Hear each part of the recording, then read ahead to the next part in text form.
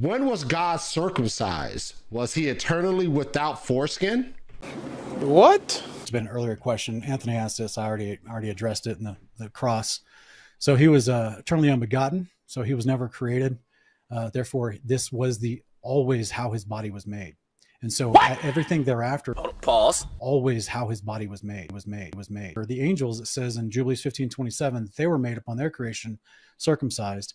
But to men on the earth, he gives it as a sign of the covenant. It also represents the eternal life, which is the fulfillment of the covenant.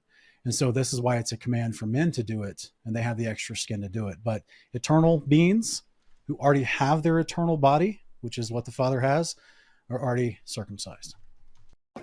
What you just said is one of the most insanely idiotic things I have ever heard. At no point in your rambling, incoherent response were you even close to anything that could be considered a rational thought.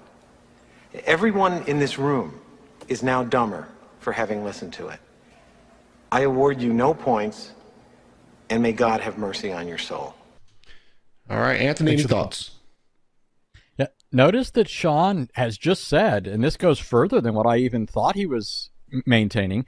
He says that God eternally had this body, so he never was circumcised.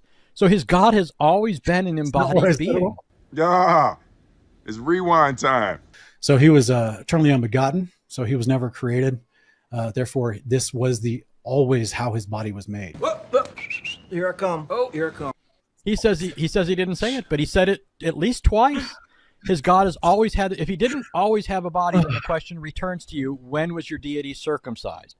Was he? And then you also made reference to the body being made. So there's an eternally made body. I don't see how you keep your theology together in your own head, Sean. You're a horrible listener. Always how his body was made.